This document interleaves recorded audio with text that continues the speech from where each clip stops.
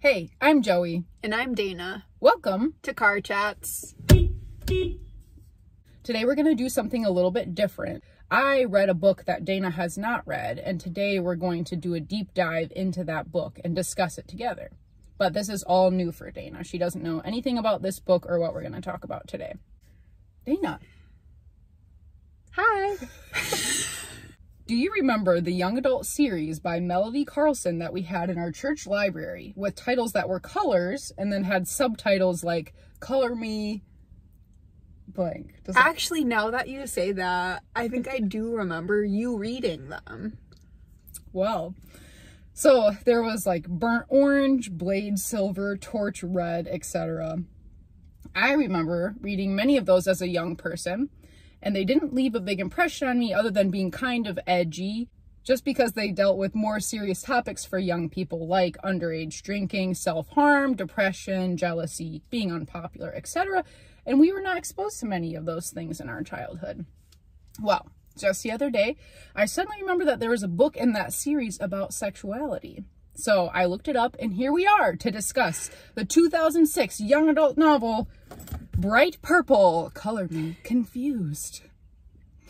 Confused. Double whammy there. So to start it off, I'm going to let Dana read the back synopsis of this book to set the scene. In the food court at the Greenville Mall, Jessica LaCroix drops a bomb. I'm a lesbian. Rami Grant cannot believe her ears.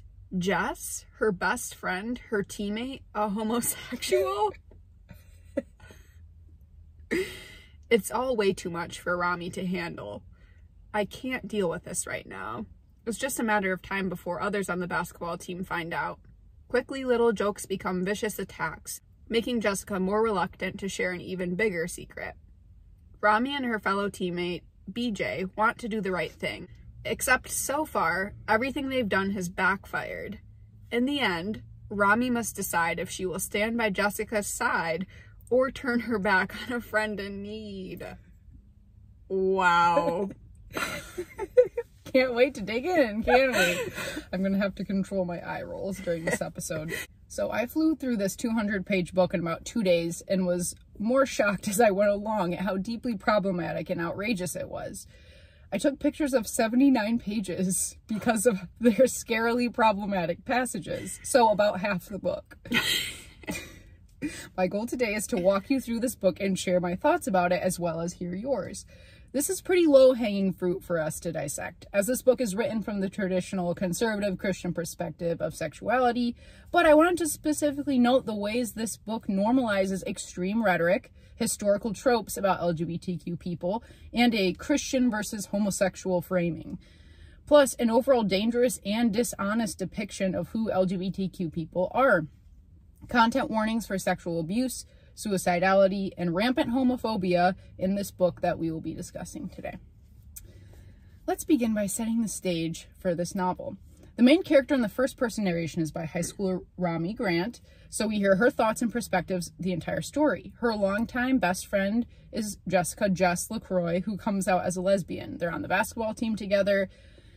Jess comes out to Rami within the first 3 pages of the book. They're at the mall, and I kid you not, Rami runs to the bathroom and throws up. That's terrible. Your stomach just turned, and for good reason. So this first chunk I'm going to go through a selection of quotes from Rami's reaction to Jess coming out, and then we'll discuss them together. This is Rami's internal dialogue. And how can you be sure that you really are gay? Is it possible that Jess thinks I'm gay too? That she and I can be lovers now? Ugh, now I think I'm going to barf again. That's terrible. I know. Tries to erase the disgust from her face. Rami wishes Jess would vanish altogether. Rami gets her mom to drive her home instead of riding with Jess and thinks, the mere idea of being contained in such a small space with her for more than a few seconds makes me feel nauseous. This is the third time we're talking about being physically sick in response to someone coming out. It's like there are lesbian germs. That's terrible. It is that like idea of it being disgusting to be gay. After accidentally touching Jess as they leave the bathroom in the mall, But the truth is, I do feel slightly contaminated now, as if I became defiled.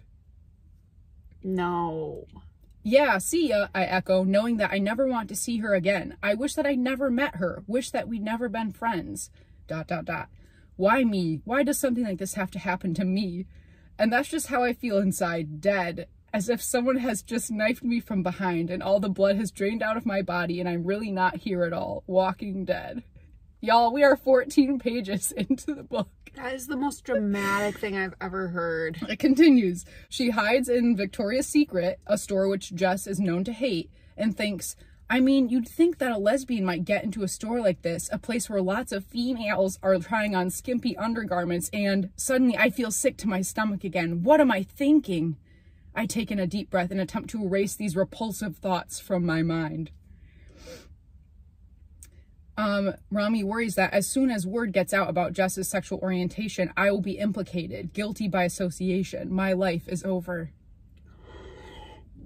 She thinks it would be highly preferable for Jess to be pregnant. A few paragraphs down. Okay, God forgive me, but I'm thinking I prefer that Jess did have cancer. And I do feel bad about this. I know it just shows that I'm a selfish and horrible person, but at least they have cures for cancer nowadays, don't they? But can anyone cure gay? Well, I'm glad she at least knows that it doesn't have a cure. Thinking about Jess potentially coming out to their church youth group as freaky and not wanting to deal with more of Jess's craziness, and later saying, I think she's lost her freaking mind. So, those are all just synopses of how Rami responds to Jess's coming out. Most of it is internal dialogue, but some of it is outward, obviously, particularly the running to the bathroom to throw up part. But let's talk about these responses and the obvious problems. I'm scared. That is like hitting on every terrible stereotype of LGBTQ people ever. Yeah.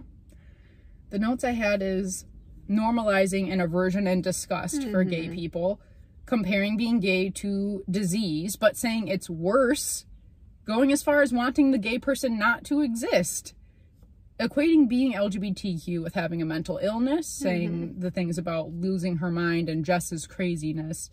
And then obviously, like, I understand this is written from like a teenager's perspective, but like making it all about herself. Like, yeah. It's completely about how it impacts Rami's existence and nothing about how Jess might be feeling or doing at all. Like, nothing. That's so true. There's no consideration for Jess just having come out to her. Yeah. Just from the author's perspective, why are you writing it like that? It does feel so extreme and dramatic. Yes. So after leaving the mall, Rami tells her mom, who isn't a Christian, that Jess is a lesbian. Her mom responds saying, well, that's not so bad. Rami thinks that her mom isn't disturbed because, quote, 1, she's a family counselor, so she's seen it all. And 2, she is not a Christian and she thinks homosexuality is all okay. So now we're going to read mom's responses. Yes, you need to accept that Jessica is homosexual. That it's not her fault, it's just the way she is. People are born that way, Rami. And the sooner you can accept this, the sooner you can help her with... Help her? I turn and stare at my mother. She nods. Yes, Jessica's going to need your help with this, Rami. It's not easy telling people about your sexual orientation. It was very brave of her to come out to you. That shows she really trusts you. But more than ever right now, she needs her friends to support... Forget it! I firmly shake my head. I am not her friend, Mom. Not anymore. If Jess wants to be a lesbian, well, fine. That's her stupid choice, and I don't have to. It's not a choice, Rami. Says who? Says most of the experts, dear. You don't treat it... Just because some stupid shrink says homosexuality is okay, and that people are born that way, which I seriously doubt anyone can prove, does not mean that God says it's okay. The Bible makes it pretty clear, Mom. Not everyone happens to believe that, sweetie. You mean not everyone believes the Bible? I asked for clarification because that's like, duh, Mom. I know that some people don't believe the Bible. I'm just saying that that's not what I meant, Rami. I'm trying to say that not even all Christians believe homosexuality is wrong. For instance, I have a client right now who is openly gay, and I happen to know that he and his partner were married in a church. Not a Christian church, I counter. Yes, it was, she insists. And he said it was a fairly traditional Christian church. I can't recall what denomination. Well, it was probably some weirdo kinky kind of church, not like the church where I go. And where Jessica goes. Used to go. You mean they won't allow her to go there if she's a lesbian? I consider this. I guess I don't really know for sure, but I do know they'll think that it's a sin. I'm sure they will. Well, I'll never understand that, she says as she pulls into the garage that's attached to our townhouse. What? How churches can turn their backs on people like that, people in need. I didn't say that, I tell her as we get out. She just shakes her head as she reaches into the back seat for her briefcase. It was implied, Rami, and besides, I've seen it enough times before. I know that it happens, and that is one of the main reasons you won't catch me going to church. She closes the door with a bang. People who live in glass houses should not throw stones. I want to ask her what that's supposed to mean, but I'm too frustrated to speak right now, and I sure don't want another lecture. Well, that's interesting. Mm-hmm. She's like saying a lot of very relevant, good points. Yeah, but she's not a Christian, and she's a family counselor, so... Can't be trusted. Can't be trusted. She's not a Christian expert. So after all this extreme homophobia from Rami with almost no tempering, by page 54 we have this interaction with Rami and a friend Lauren on the basketball team. So this is Rami thinking, I'm tempted to tell her about how I've been praying about this, how I've been hoping that God will get a hold of this thing and that he'll convict Jess of her sin before it's too late and everyone finds out. Still, I know that Lauren's not a Christian and I doubt that she'll really get me. Instead, I say something that sounds uncomfortably like my mom. You know, Jess is really going to need her friends' support on this. Some people will probably ostracize her. It shouldn't be us, Lauren. The kindest thing we can do is to wait for Jess to out herself. Don't you think? Huh. Okay, I know I sound totally hypocritical, at least to myself, and the truth is, I want this whole thing to just go away. I'd like to lock Jess permanently in the closet. Oh my gosh. Still so homophobic, but is Rami going to at least try to be nice to Jess? Of course not. Aww. Extreme homophobia here, and then even more homophobia by a school counselor in these interactions. Oh, no. Okay, do you want to read this part? Should I? Sure, why not? Health, I can survive, but the idea of getting dressed down for practice with Jess in the same locker room is a little creepy now. Not to mention how disturbing it will be to use the same shower room after practice. Now this just totally weirds me out. I mean, seriously, if Jess really is a lesbian, wouldn't she get turned on by looking at the naked girls in the shower? I feel uncomfortable. She didn't say that, I did. She said, oh, it makes me so sick. It seriously makes me want to hurl. Why? What is the obsession with the barfing? Girl, go to the doctor. Yeah. This is so wrong, so unfair. How am I supposed to deal with this? I wonder if Lauren has considered this yet. Keep going. Yep. Oh, I don't wanna. After French, I keep my promise to myself by going to the counseling center, where I ask to see Miss Fremont. In some ways, I think this woman should be held responsible for this big mess. After all, that meeting was held in her office. Pause. It was like a gay straight alliance meeting. Oh. That's why she says she should be held responsible. Yikes. Isn't that like some kind of endorsement from her that becoming a homosexual is okay? Yep. So now we'll start with the counselor speaking to Rami. I know this must be a hard time for you, both you and Jessica. I nod. So she does know why I'm here. Well, that's a relief. But this is a safe place, Rami. Whatever you say here will remain here. Do you understand? Yes, I appreciate that. Now I'm wondering if I should do more than just demand a new locker. Maybe this is my chance to tell her all my concerns about the locker room and taking showers, and I wish you had been able to come to the meeting too, Rami. I think it would have helped you to see that you're not alone in this. But I do understand your hesitancy. I know that it can be very hard to, well, as they say, come out of the closet. She kind of laughs. Really, we need some better terminology.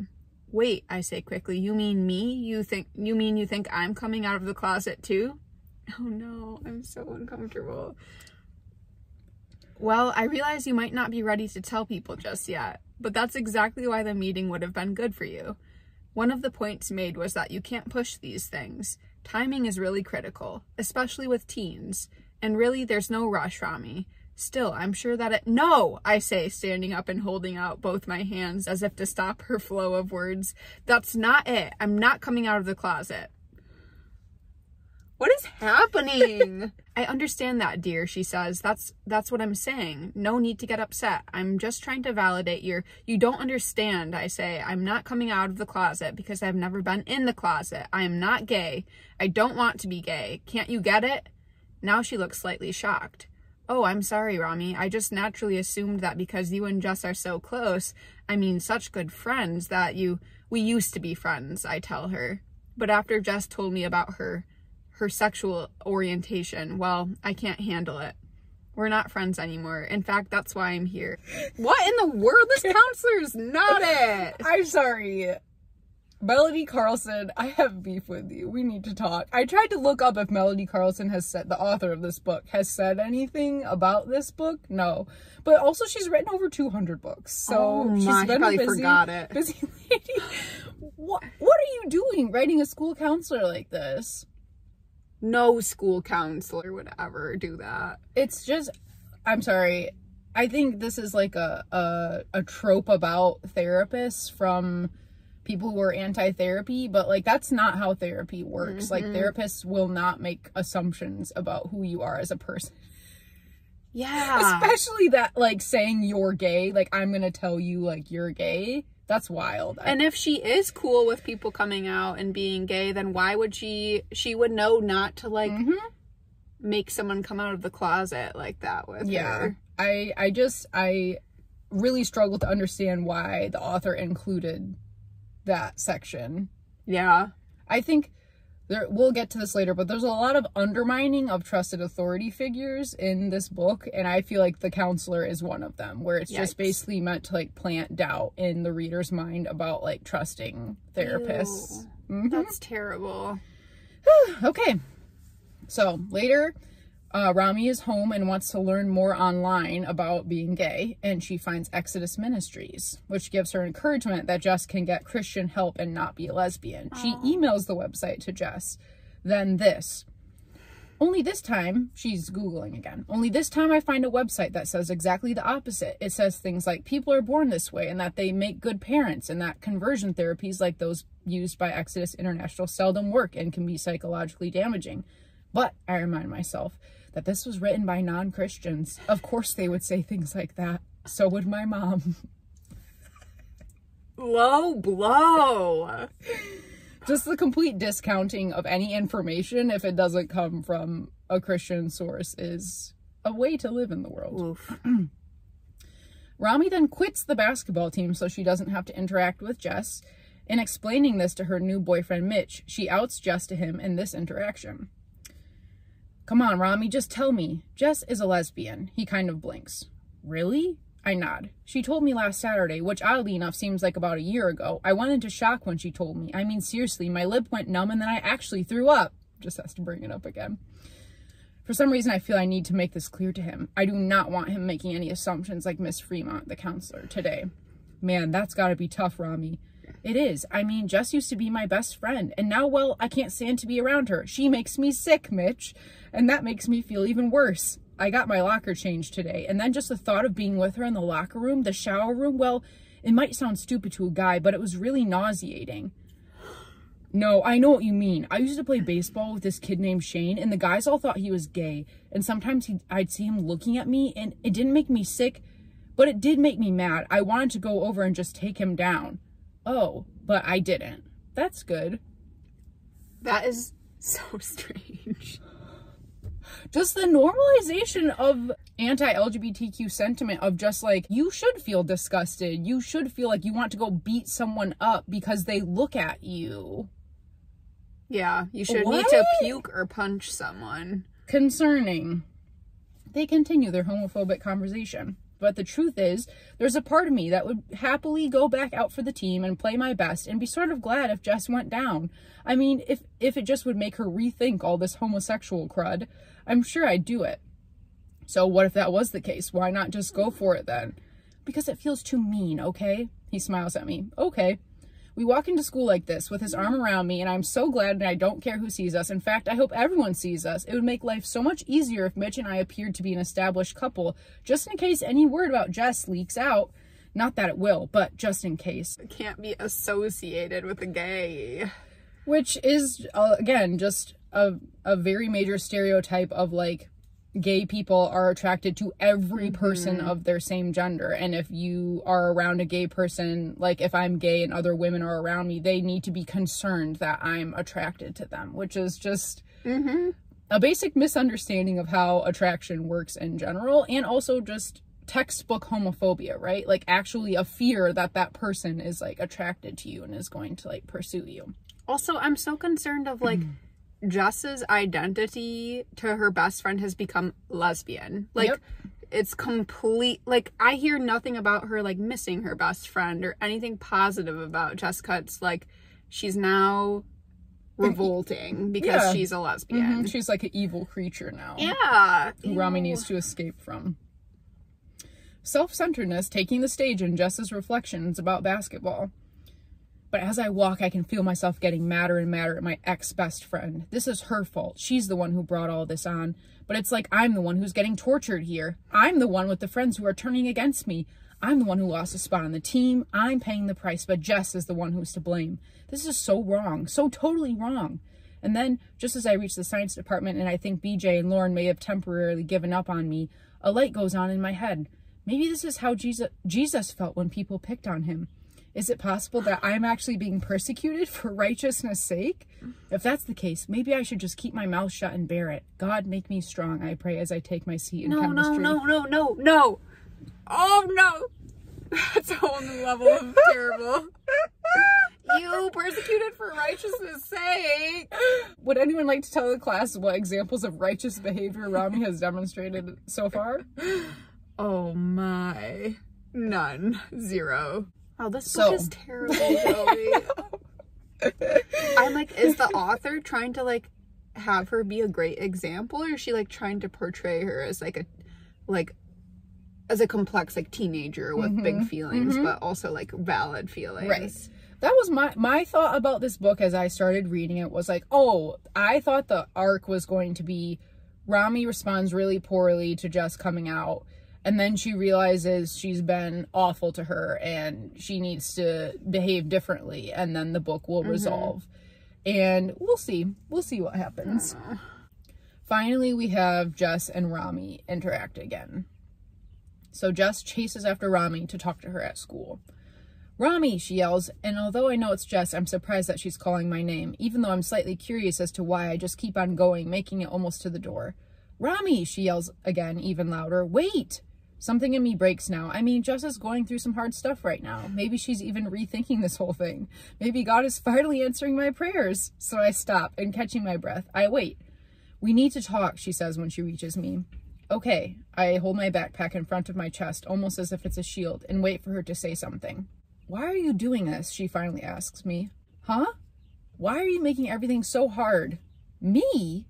And I know that you've told people. Her eyes narrow in anger. I have not. Lauren knows, but she and BJ acts like, I never, why are you doing this to me, Rami?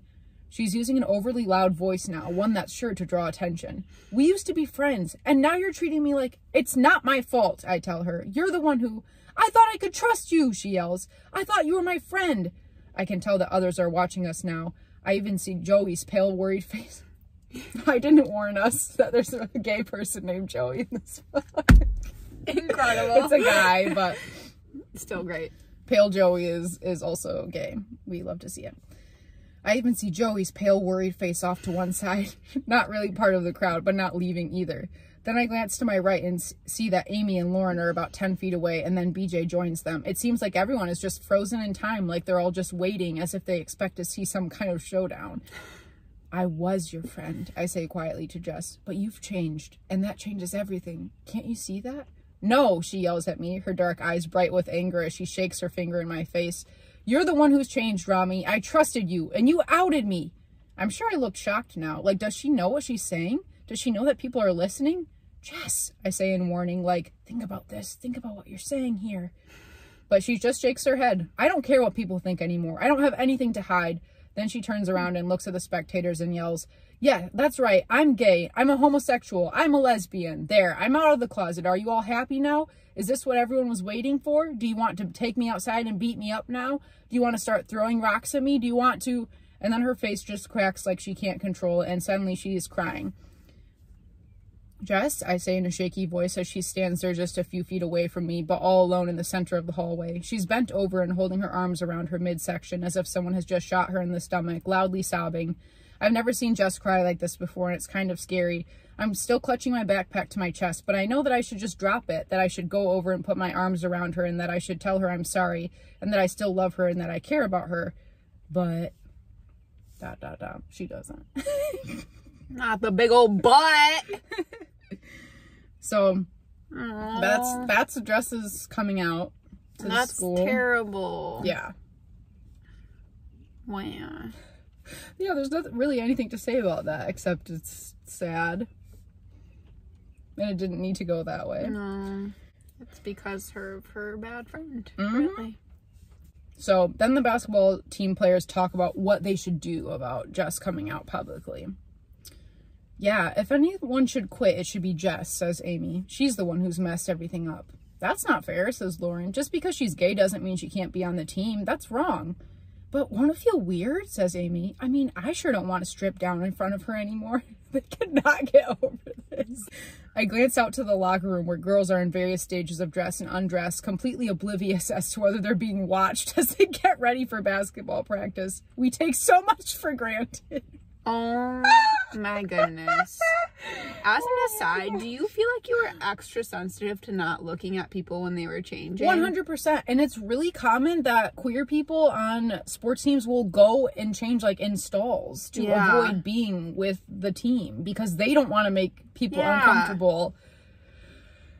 No, or very few people are ever going to be trying to look at people. No, and if they did, people would be like, stop doing that. You're making us uncomfortable. And then it would get addressed if they didn't stop. That's like a different issue that doesn't have anything to do with sexual orientation. Yes, exactly. You know what I mean? Just you're being a sexual harasser. Like, okay, we don't allow that in any context. Well. Ew, it makes me so mad.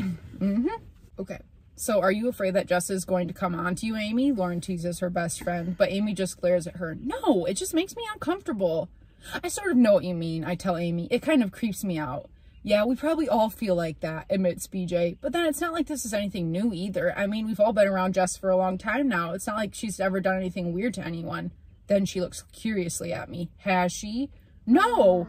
I firmly shake my head. She has never done anything weird to me. Well, besides telling me about this. That was pretty bizarre.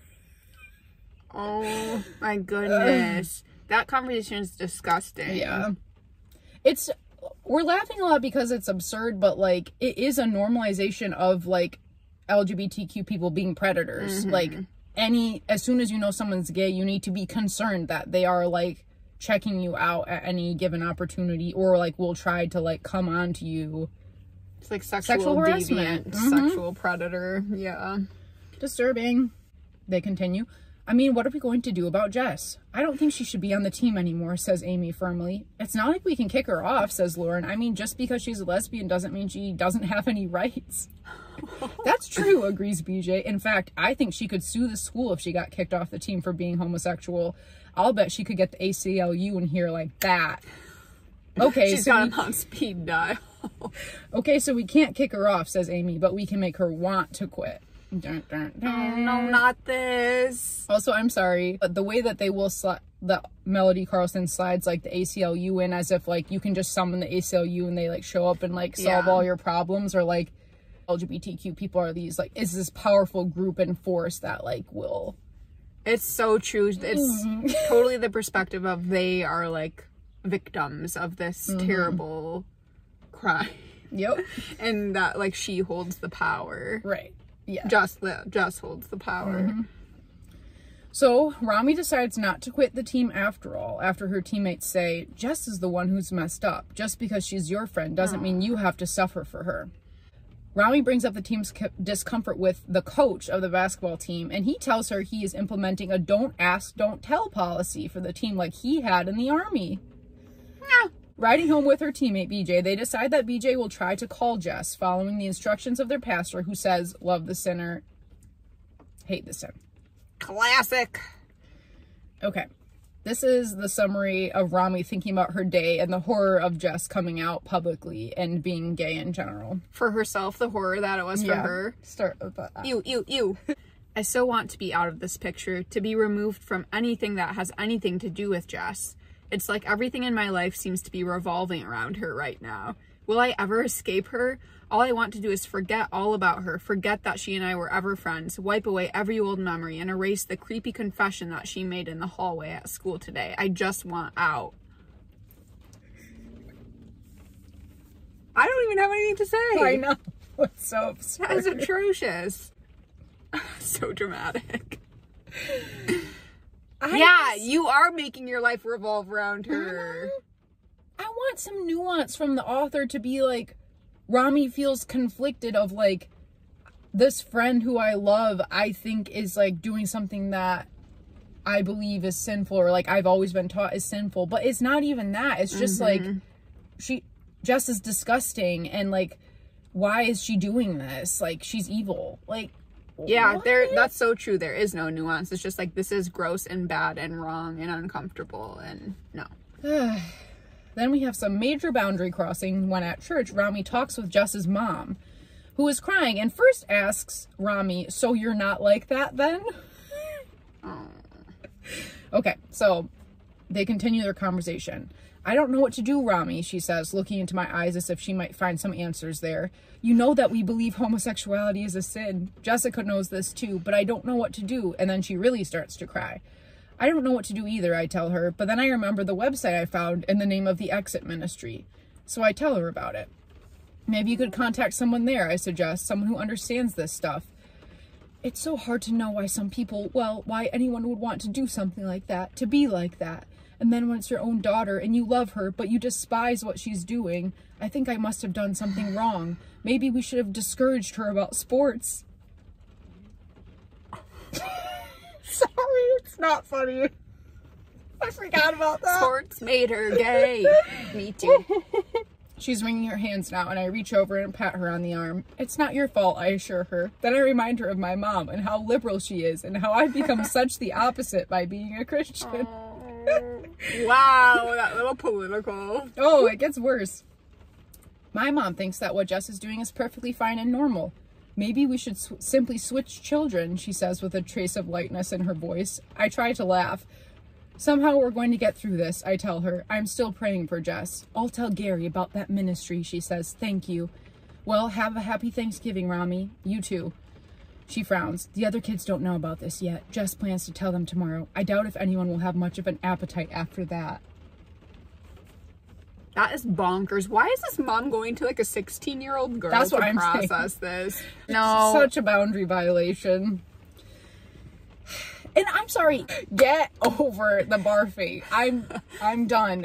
Yeah, there's no centering of Jess in this. And like, wow, can you imagine being Jess with these people? Her mom and her best friend? Awful. Oh, that's terrible. Horrifying. Okay, so Jess emails Rami and they message back and forth, so we'll read part of their message exchange. No, you be Jess. You can be the good character. I know it's hard to get, but I am gay, okay? That's just how it is. You need to get over it. I miss you, Jess. How am I supposed to take that? Does she miss me as her friend, or does she miss me like a girlfriend? Did Jess like me for me, or was it something, more? This is so creepy, but maybe it's best to just get the crud out on the table, clear things up, or else make it clear that I don't want any kind of involvement with her at all. So now this is Rami's message back to Jess. I miss you too, but I miss the old you. I miss just being friends, having someone to hang with. I don't get this new you. I don't like that you are gay. I want things to be the way they were. Why are you gay? Do you even know? And how do you know you are gay? All of this is confusing to me and frustrating, Rami. Why are you gay? Here's Jess. I know I am gay. I knew it a long time ago. I just never could face it before. God. God, C-U-D. They don't abbreviate like that. It's not easy facing it now. And friends like you and the others don't make it any easier. I wish you guys could understand. I wish you could accept me for myself. You don't know how hard this is for me. Sometimes I wish I was dead. Jess. Oh. Okay, this scares me a little. The line about wishing she was dead is kind of freaky, but then... Not freaky. But then I wonder, is she just saying this to manipulate me? Is this her way of guilting me into accepting her sin? Quick pause. You always take someone talking about suicidality seriously. This is Rami's message back. If this is so hard and making you so miserable that you wish you were dead, why do you want to do it? Why do you want to be gay? Can't you see it's a big fat mess? Can't you see that it's sin?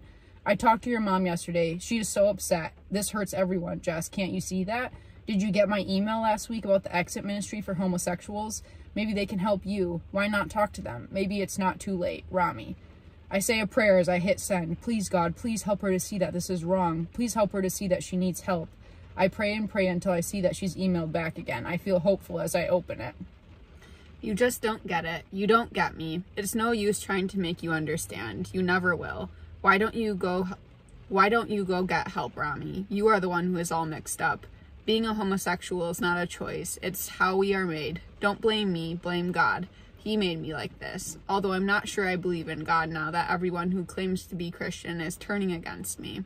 I don't know what I believe, but I know it's no use talking to people like you. Just leave me alone, okay? Jess. And then Rami logs off and ends with this thought, I don't understand her. I probably never will. Most of all, I just want to forget her. I almost wish she'd transfer to another high school. Maybe she will. Maybe she can find a gay school to go to, a place where everyone will understand her. Wow, that's her conclusion from that email exchange. That's pretty sad.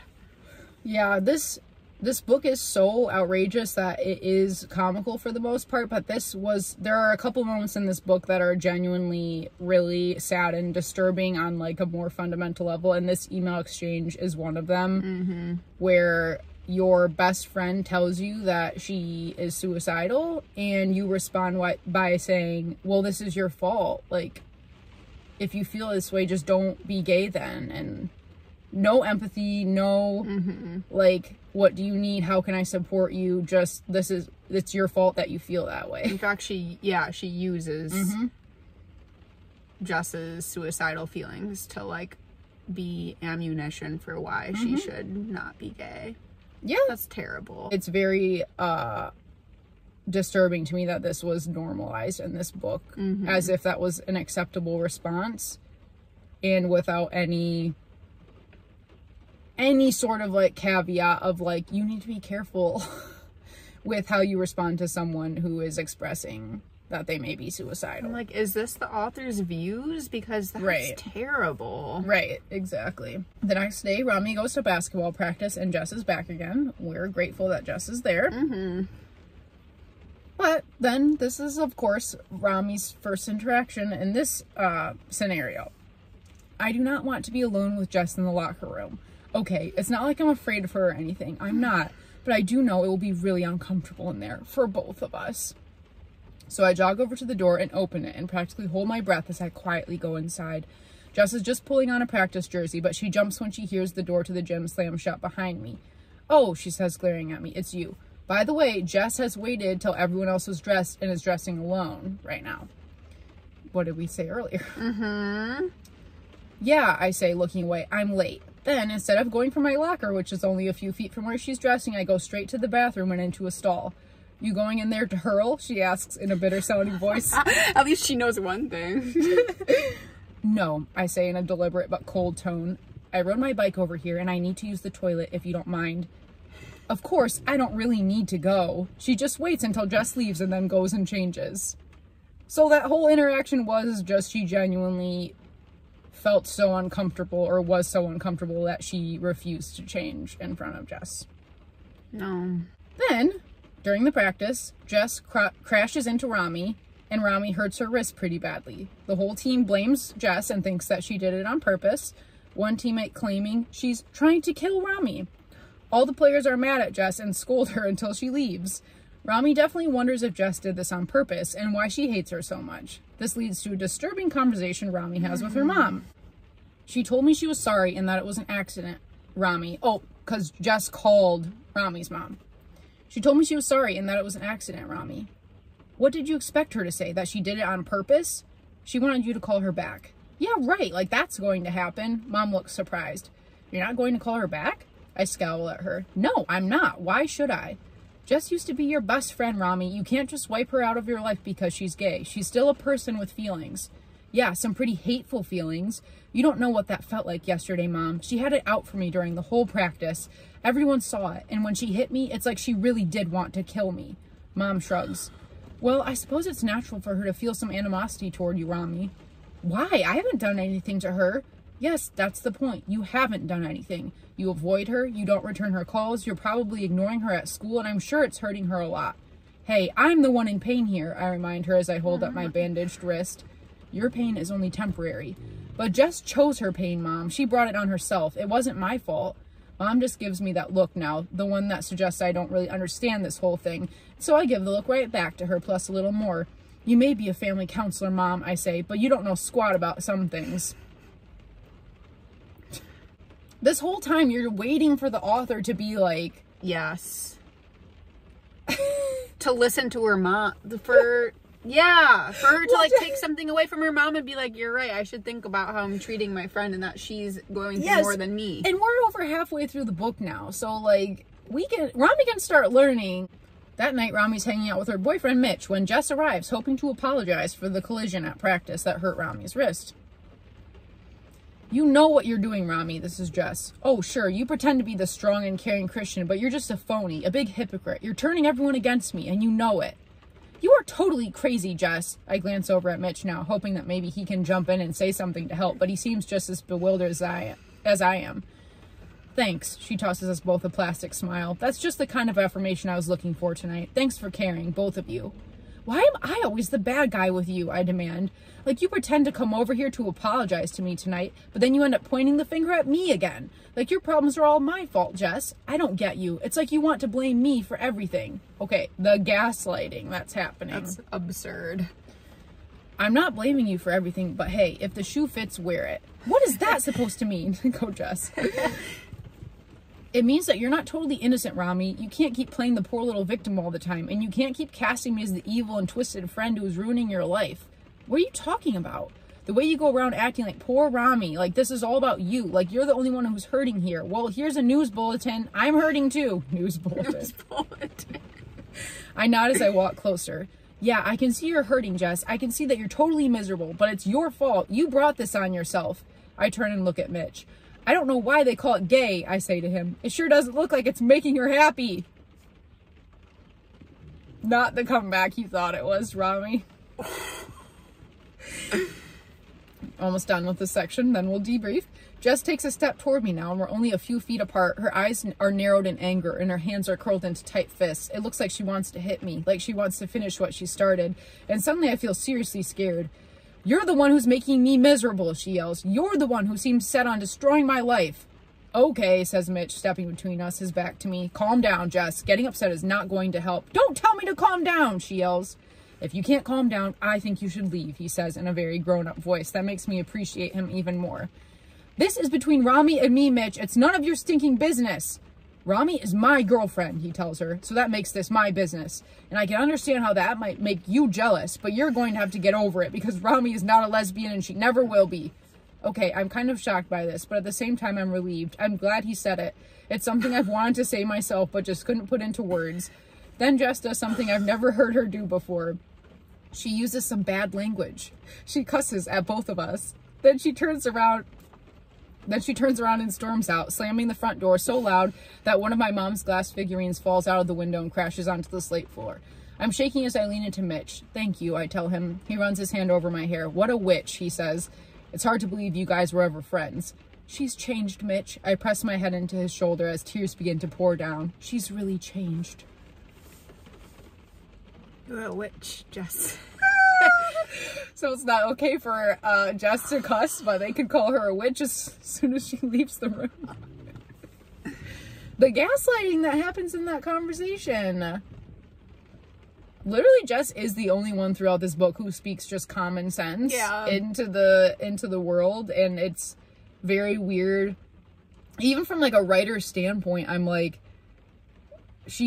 the author made Rami so unlikable as a character that I'm like, that's what I think I remember from reading it the first time. It's like, you can't even like engage with the main character because she's so unlikable. She's just evil the whole time. It does feel like that's actually probably not most non-affirming Christians. You know what I mean? That it's that extreme that, like, you want to write off your friend completely and puke every time you see her. Right. So, and then it just makes you be like, okay, well, is the author putting forth this, like, super extreme example so people can feel good about themselves? Like, well, I'm not doing that. But also, it's, like, weirdly normalizing of that extreme response. It's just nefarious. Even if it's not normalizing that extreme response, it's normalizing a lot of the ideas underpinning it. Like that you're gross and broken and all the things. Off to a basketball tournament, Rami has some thoughts about Jess. Frankly, I'm surprised that she hasn't quit the team. Everyone treats her like she's carrying some dreaded disease. But then she loves basketball. I guess she loves it enough to put up with the crud that girls toss at her. And I have to admit that I don't mind when they do. Of course, I don't say any of that stuff myself. I know it's not Christ-like, but I don't defend her either, even though I know that too isn't Christ-like. Jess has obviously found a different place to go get dressed down. We never see her in the girls' locker room anymore. I'm guessing she uses a stall in the restroom, since I saw her coming out of there once with her gym bag, completely dressed, and she probably showers at home. I know it must be inconvenient, but it's an inconvenience she has brought on herself. I don't see any reason she should make the rest of us suffer. So just, you know, not letting the locker room thing go. So I'll summarize this part, but the team begins to harass Jess, saying that they wish they could trade Jess for Rami since Rami's wrist is hurt. They start saying, like, really homophobic things. One of the teammates says, maybe Jess should switch to the guys' team. They could probably use a tough guy like her. And then Jess says, shut up, and the coach makes her do push-ups because she said shut up to a team member, I guess. Oh, goodness. And then while Jess is doing push-ups, the teammates stand around her and are saying things like 7 butch push-ups, 8 butch push-ups. And someone says stupid homo. And another person says it's jock chicks like her that make us all look bad. Some crueler and even more vulgar comments are being tossed out. And finally, feeling ashamed for all of us, I go back to the bus. So Rami's just there for all of that happening. And she passes the coach who's reading a Sports Illustrated magazine, ignoring what's happening outside. No. Yep. Okay. So this is a little bit of the turning moment. And then it hits me. The scene out there reminds me of something else too. Something I'm not willing to face or even acknowledge just now. Pushing unwanted images from my head, I tried to grasp that it's Jess who's at the center of this mob, and I tried to remember exactly why and how this happened. Didn't she bring this on herself by using bad language? I find it hard to believe that this person on the ground, the foul-mouthed lesbian girl who is being humiliated and teased, is really my old best friend. How can that be? I can't take it anymore. I just look away. They all make me sick. Jess makes me sick. This whole stinking world makes me sick. I close my eyes and wish it would all go away. They get back on the bus. Gay and butch jokes are still being tossed about, but not quite as loudly. No one's paying attention. The coaches are ignoring it. BJ says, I think we should do something about this. And she decides to go and sit by Jess. So she does. Rami doesn't want to, but suddenly she starts thinking and praying and begins replaying the scene of Jess being surrounded by the team and mistreated. And then she makes this connection point. It reminded me of the time when the religious leaders threw the woman who'd been caught in adultery at Jesus' feet. I remembered how they wanted Jesus to condemn the sinful woman so that they could stone her. And it reminded me of how Jesus said those famous words, if any one of you is without sin, let him be the first to throw a stone at her. And that just nails me. I realize that I'm the one who threw the first stone into Jess's life. Oh, not literally, but I was the first one that Jess confided in. And as a result, I was the first one to judge her, to condemn her, to basically hate her. I'm ashamed, really ashamed. I keep on praying. I confess my sins to God and ask him to forgive me. But eventually I realize that I will have to do more than just bring this to God. In fact, I have no doubt about what I need to do. And as hard as it might be to do this thing, I know that my life will only get harder if I don't. I also know that I can't put it off for one more day or one more hour, even one more minute. God help me. Please, please help me. So there we finally have the turning point where she gets convicted and is like, wait a minute, maybe the way that I've been behaving this whole time hasn't been right. Thank goodness. It took a long time to get there. 3/4 of the book. No, there's still the 2 worst parts are still coming. No. Okay, so Rami goes to sit with Jess and BJ. She notices Jess is crying and raises her hands in surrender, saying, I know you probably don't want to talk to me, Jess, and I understand, but I need to tell you that God has just convicted me. Just now, God showed me that I need to come and apologize to you, and I need to ask you to forgive me. Jess looks stunned, but also nods, then begins crying more. Okay. This part gets a little serious. I really am sorry, I tell Jess again. I mean, I still don't understand this whole thing with you, and I still have questions and concerns, but I'm so sorry for treating you the way I did. Jess looks across BJ with tears streaming down her face. I'm sorry too, Rami. I treated you bad too. You probably even worse than you did me. No. I was like, why did they have to slip that in there? I shrug. I don't know. Yeah, well, I'm really sorry. She points to my wrist now. And even though I keep telling myself that was an accident, well, I don't really know for sure that it was. It's like it just happened and I don't even know how exactly. But I was really angry that day, and maybe it was one of those Freudian things where I meant to do it on some subconscious level. Well, I forgive you, I tell her.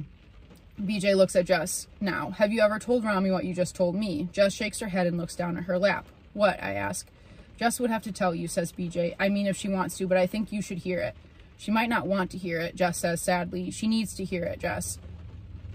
It's okay, I assure her, preparing myself for the worst. Whatever it is, I do want to hear it. What follows next is one of the most disturbing parts of the book to me. Jess discloses that when she was 12 at a soccer camp, her college-age cabin leader, who was a woman, sexually abused her. Jess has been keeping that secret for the past 4 years. And then Rami says, and that's why you think you're gay? I can't really read Jess's expression, but it seems to be a mixture of humiliation and anger. I am gay, Rami. I mean, I probably would have figured it out sooner or later, but the thing is, part of me liked the way Ashley, the person who abused her, made me feel. She stares at me now. I wouldn't have liked it if I wasn't gay.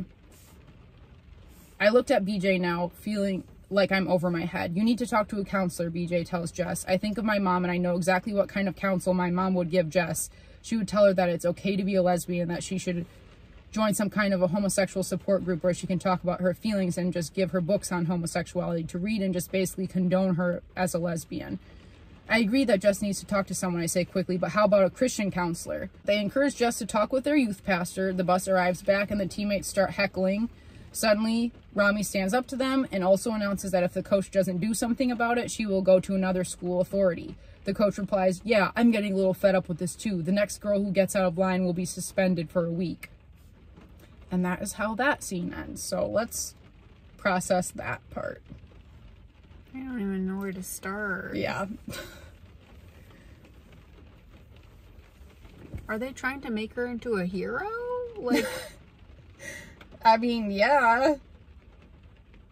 Well, right. It's like, even in the acknowledging that how she's been treating Jess is wrong, they also validate every point that, like, Rami had against Jess. Like, they're like, oh, actually, I did mean to hurt you and break and hurt your wrist. And also, I haven't been nice to you either. Maybe worse, more mean than you've been to me. What? No, absolutely not. And the way that, like, Rami takes that and is like, yeah, thank you. Like, I forgive you.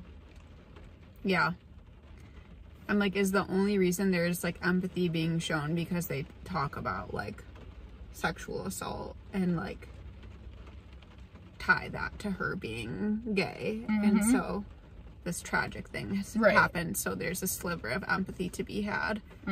Yeah, it's really important to know that, like, that historically has been a trope. Gay people are predatory, right? So, like, gay people are preying on children, and also that, like, being sexually abused by the same gender could cause you to, like, become gay. Like, those are two stereotypes about the gay community that have existed historically and are still really prevalent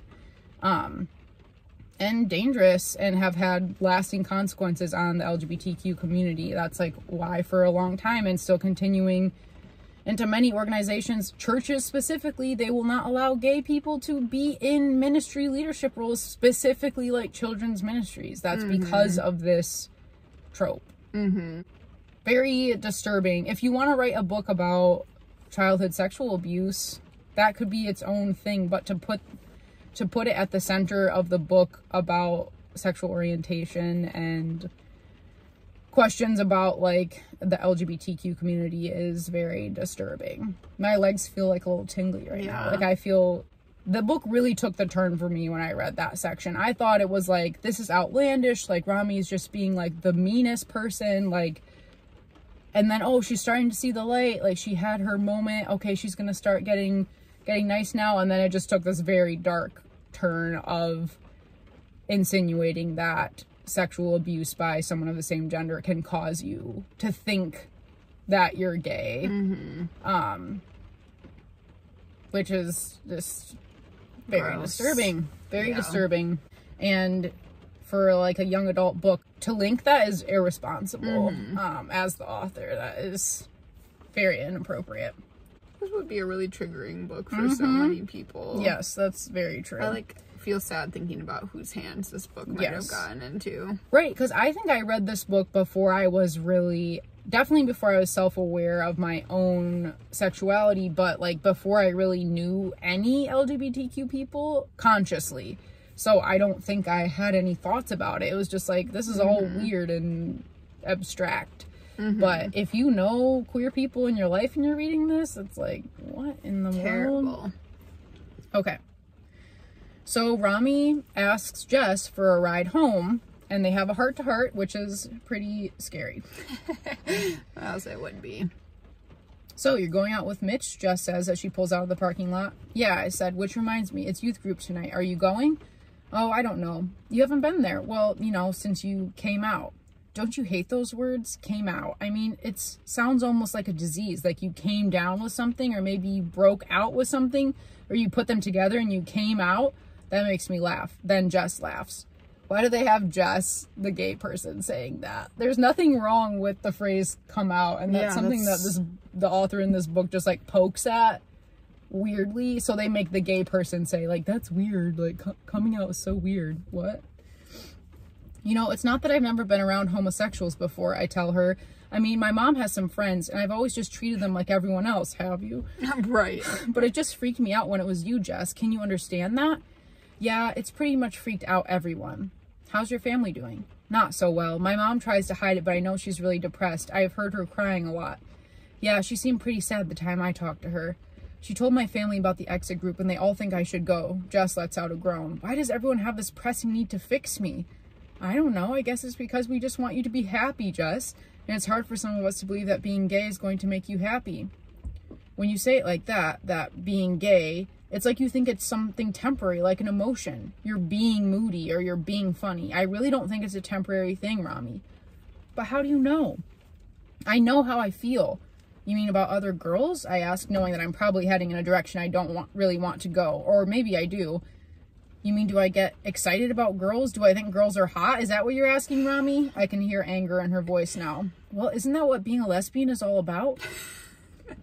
That's part of it. That's all about. That's part of it, but it's not everything. It's not all about sex. I want to say, yeah, right, but I control myself. Well, what's it about then? It's about how I feel inside. Okay, this is where, interesting. I've never been a girly girl, Rami. You know that. I've always liked boys' clothes and playing sports, and hey, that pretty much describes me too. No way, she says. You like girly things, Rami. You know you do. Well, I didn't always. I used to be a tomboy too. I think I just kind of grew into liking them. Well, I didn't. Maybe you just never gave yourself the chance, Jess. Maybe you're just afraid to let your feminine side out. Maybe I don't have a feminine side. I think you do. I just think you keep it well hidden. I think you just wish that was true, Rami. Maybe I do. Maybe for your sake I do. See, you're just like my family. You want to fix me. I just want you to have the best life you possibly can, Jess. And I want you to keep walking with God and obeying him. And you think I can't do that and be gay too? I know some people think you can. My mom has made that perfectly clear to me. But I just don't think that's what the Bible says. They also haven't said anything about, like, why the Bible... You know what I mean? They haven't actually had any conversation about why Christians think homosexuality is wrong. Yeah, even though, like, it's clear that she has one very concrete view, and her mom has a really different, nuanced view. So it's like, right. Why aren't they exploring anything more? Look, Jess, I say as she waits for me to get out, I know that this isn't going to be easy. I'm not even sure that I can handle having a lesbian friend. To be perfectly honest, it still creeps me out some. Why are you saying that to her? I can't. This woman. I mean, I do care about you and I don't want us to fight anymore, but I'm not sure how much I can really handle. Yeah, I figured as much. Hey, I'm just trying to be honest, Jess. I will do everything I can to be your friend, but this is still hard for me. No. You think it's easy for me? I think we all need some really good counseling. Well, I'm willing to give Nathan, that's the youth pastor that they recommended for Jess, a try. But if he jumps right into trying to fix me, I will be so out of there. That's understandable. I opened the car door. Thanks for the ride. Thanks for talking to me tonight. Well, I think it really helps me understand you a little better. I mean, I feel really bad about what happened to you at soccer camp but I don't want you guys to blame it on that, okay? I was just trying to make you see where I'm coming from, how I've known this for a long time. It's not something I woke up and decided to do one morning. Sheesh, that's what my family thinks. You haven't told them about camp? They're hardly talking to me at all around me. I mostly just stay out of their way, try not to keep rocking the boat. I wish I was a senior this year, then I could just leave home and get on with my life. I have one last question, Jess. Do you mind? She rolls her eyes. Yeah, go ahead. I already feel like I've been through the grinder tonight anyway. Well, are you, like, involved with another girl now? Is that what made you want to come out of the closet? I mean, is there someone that you... No, Rami. Then she laughs. Why? Are you jealous? I make a face at her. No, I was curious. No, if it makes you feel any better, I've never been involved with another girl. Not since the thing with Ashley. But I'll admit that I've had impulses. Okay, does that make you happy? I frown. Why would that make me happy? True confessions. So have you ever had impulses, you know, toward me? Okay, this question is really making me feel sick, but since I know I'm home and I can run into my house and get away from her if necessary, I'm willing to take the risk. Plus, I just really want to know. Yeah, I'm having an impulse right now, Rami. I have this impulse to hit you. She makes a fist, then laughs. No, I don't think I've really had an impulse toward you. I think I might be more attracted to the real lesbian type, you know, the kind who might return the attraction. Honestly, get 'em, Jess. That's so funny. I sigh and shake my head. No, I don't really know. It's really hard to wrap my mind around that whole thing. Yeah, I know. We're all freaks. Well, thanks again for the ride. I get out of her car now. And thanks for being honest with me. You too. As I walk toward the house, I wonder if this is a relationship that can be maintained. I mean, sure, we may have made some progress tonight, but the idea of ever really being close friends again, the possibility of sharing secrets, sleeping over, talking about boyfriends, shopping for bras, well, that's... shopping for bras? Who does that? Ugh. Well, that seems to be something that's best left dead and buried. That's sad, though, and I feel sorry for Jess. I mean, who will she share those times with now? She can't do stuff like that with guys, and she can't do it with girls like me. What does that leave? Just lesbians like her? But that wouldn't be the same, would it? Wouldn't that be like me doing stuff with stuff like that with guys? Pretty weird. As I go into my house, I still feel confused. Very confused. Weird gender things. Yes! Weird gender things. That was my first note. So many weird gender things. They're mixing up gender and sexual orientation. Gender expression. Yep. There's a lot going on there. Why is Jess even trying to keep a relationship with Rami? I'm out of there.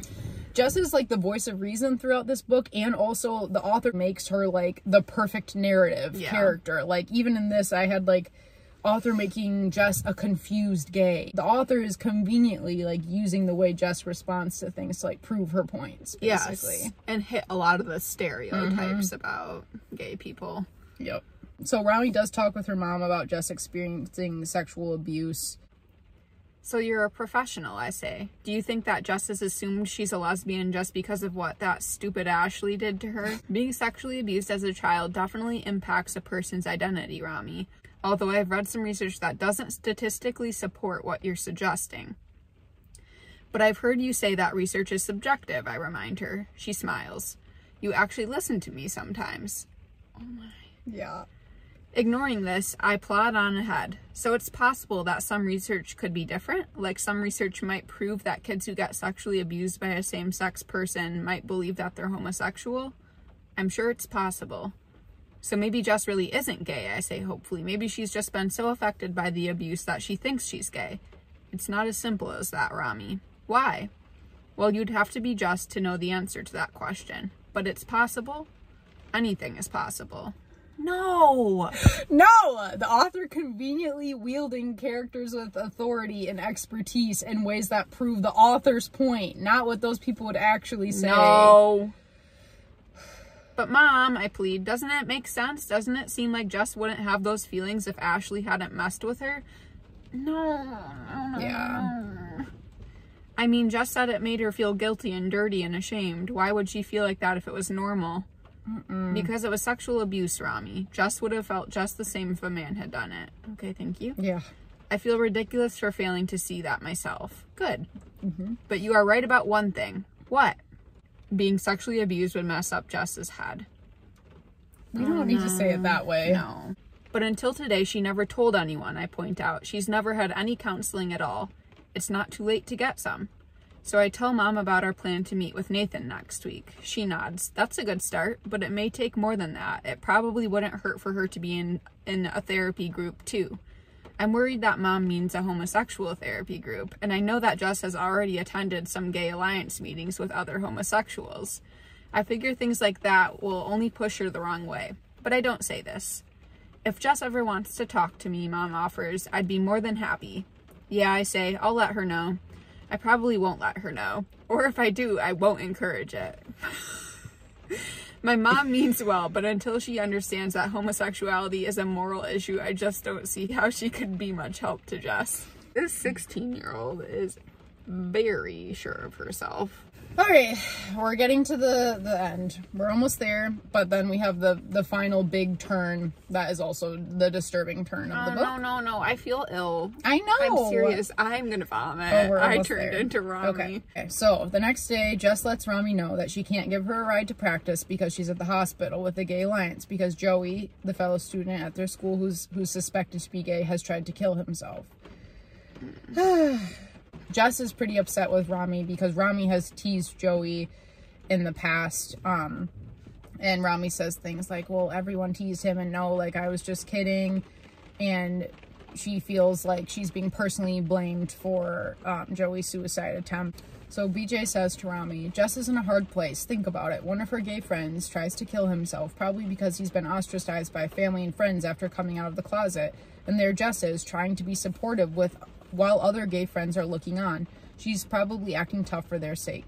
I hope that's it, but even so, I hate to keep feeling like the lines are being drawn, like this is the gay camp and this is the straight camp, and don't you dare step over the line. So they decide that they're going to visit Joey in the hospital. Rami, Nathan, the youth pastor, and BJ. This seems like a terrible idea. They're talking with Nathan, the pastor, and he says, I believe God's calling us to a ministry of restoration. They're talking about how this is a contentious issue. And BJ says, I'm hearing about people fighting about things like gay marriage or homosexuals who want minority rights. Did you guys see Bill O'Reilly last night? Neither of us had, so BJ gives us the lowdown. Much of the stuff about setting precedents and legislation in the Supreme Court goes over my head, but I think I basically get the drift. Even though I believe we need to reach out to homosexuals, it's still a confusing issue for me, I say. I mean, it's hard to balance being a Christian and having convictions against loving everyone no matter what. I mean, we don't want to appear to be soft on sin, do we? That's a good point, Rami, says Nathan. And I have to admit that even within our church leadership, not everyone agrees on how to deal with this issue. Believe me, it really is a hot button with some people. I wonder why that is. For starters, there's the whole fear thing. Some well-meaning people are convinced that homosexuals are dangerous. They almost classify them as criminals, thinking they have some secret agenda to infect our whole society with their twisted ways of thinking. I've heard that some of them do have a political agenda, BJ points out.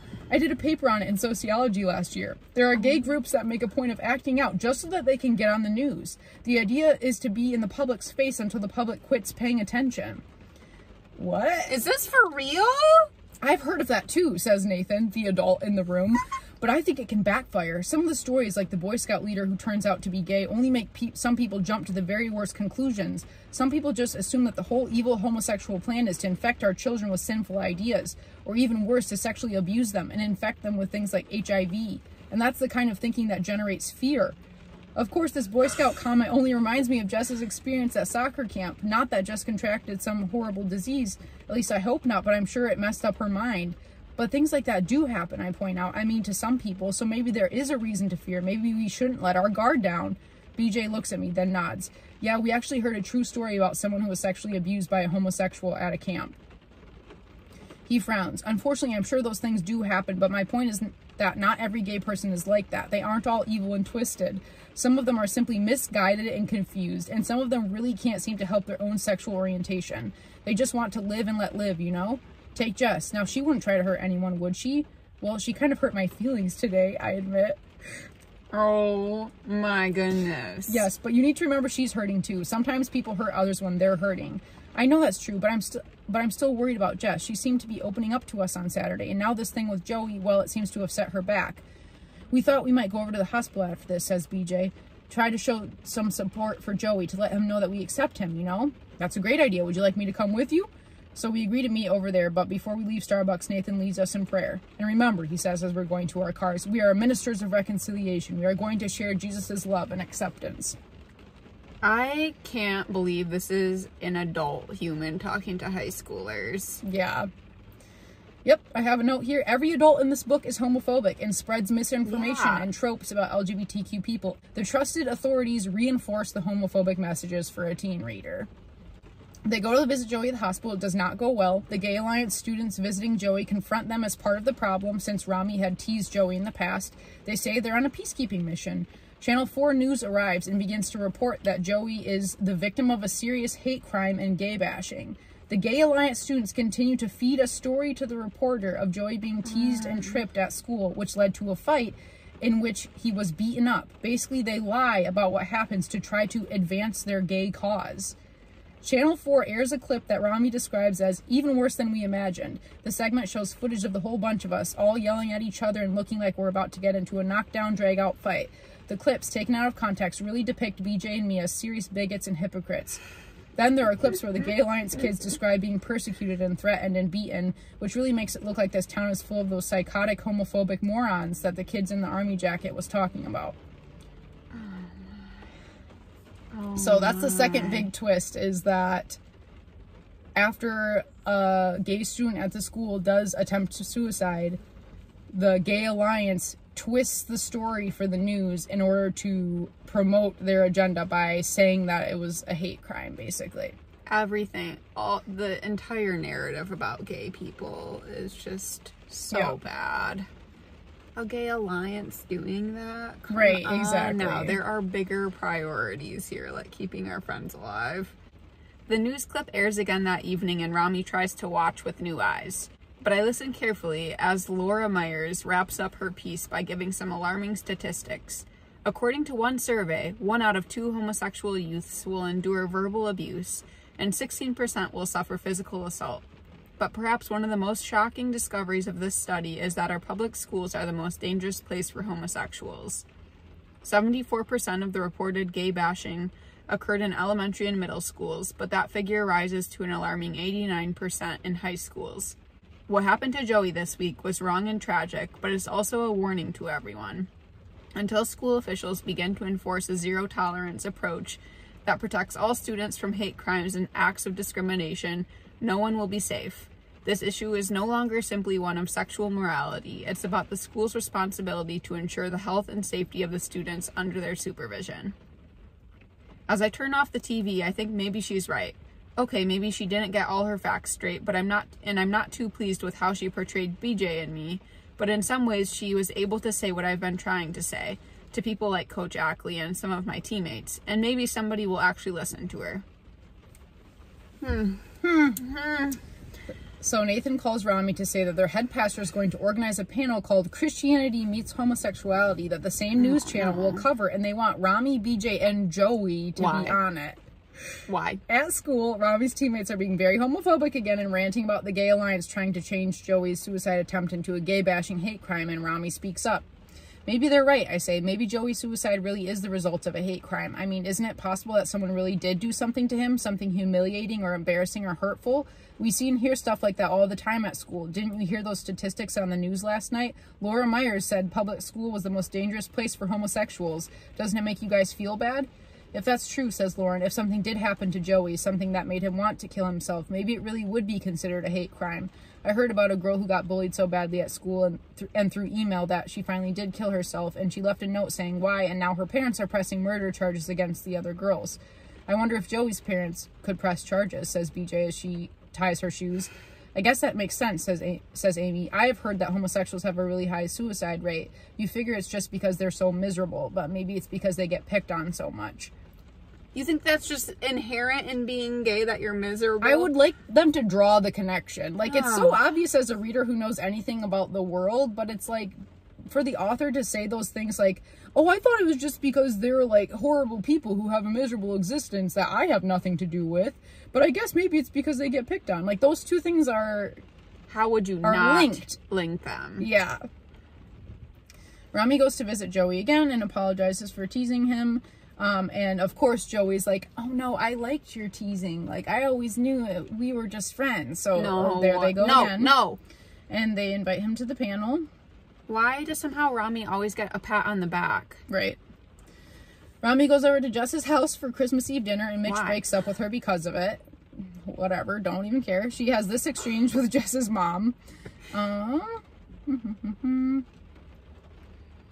Okay, Jess's mom is going on, and Rami's thinking, it almost seems like the only thing Jess's mom cares about is getting things back to normal. Like, Jess isn't even a real person with real feelings. And okay, I suppose I've been guilty of the same thing, but even so...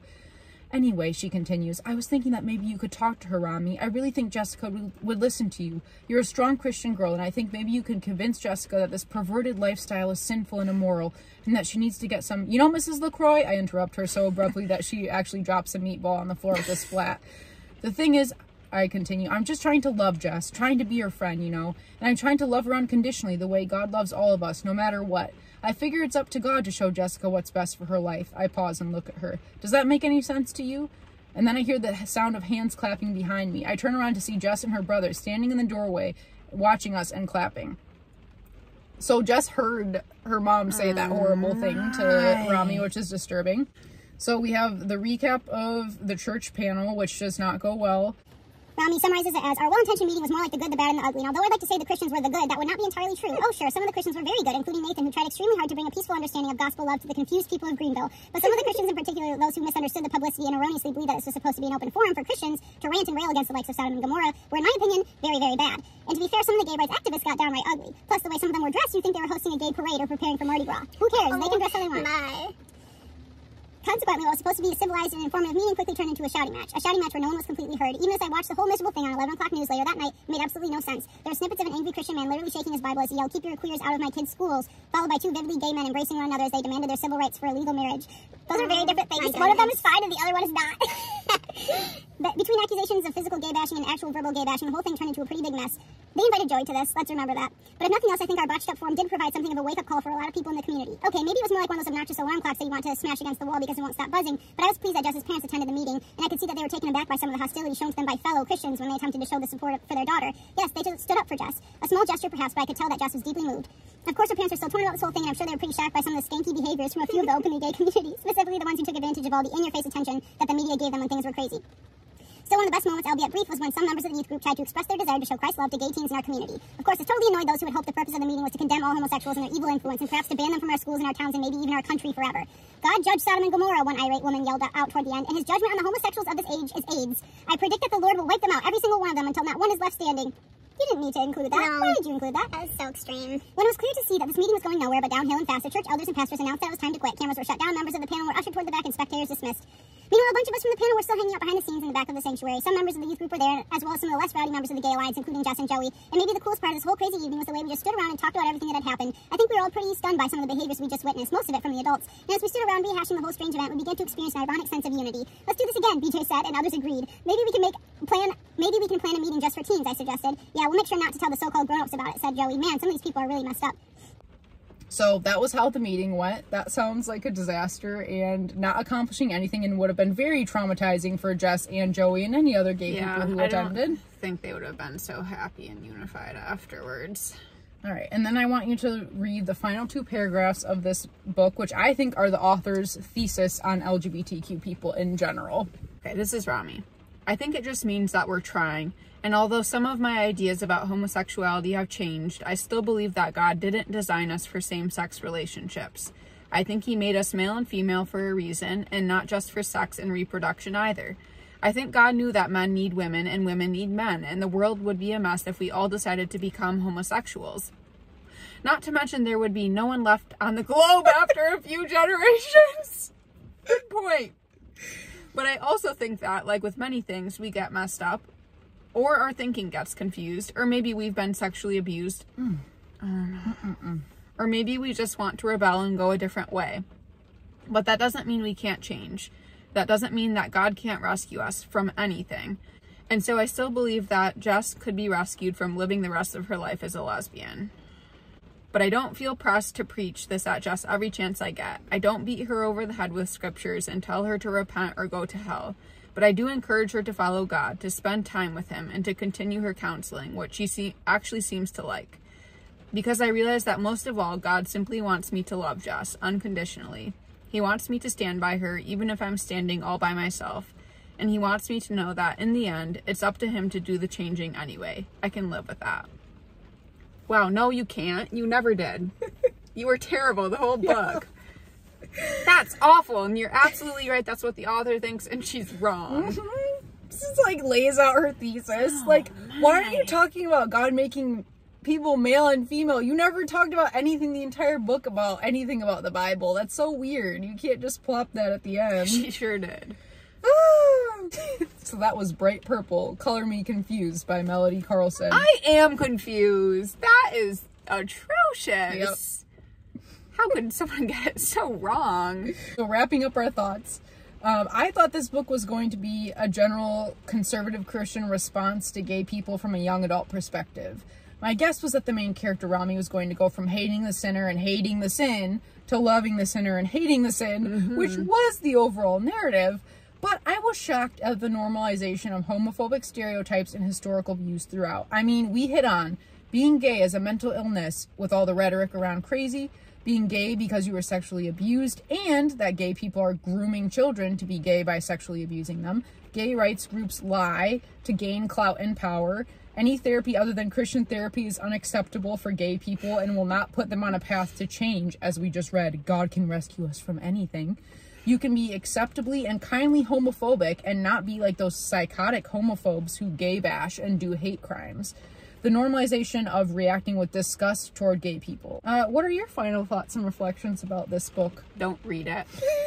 I wish I could say it's just an early 2000s book, but I feel like that is, you could see maybe a slightly less extreme version from like a conservative Christian perspective today.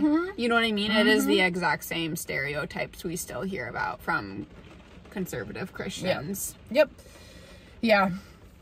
It made me sad to think that other young adults in Christian spaces might still read this book and internalize an extremely homophobic baseline of knowledge about LGBTQ people, as well as the fact that this book is just on the shelf amongst this series of other books that, like, now I'm like, they're probably all problematic in some ways, but this one just particularly was, I thought, insidious and on a whole new level, where every person in the book, even if they were supposedly on the side of LGBTQ people, was still implementing anti-LGBTQ stereotypes and viewpoints throughout. Yeah, it's not a good book. If you should check your church library, and if it's there, you should ask if they can remove it. It's not helpful. It's not helping this conversation. And you can color us confused as to how Melody Carlson has published 200 books. Woof!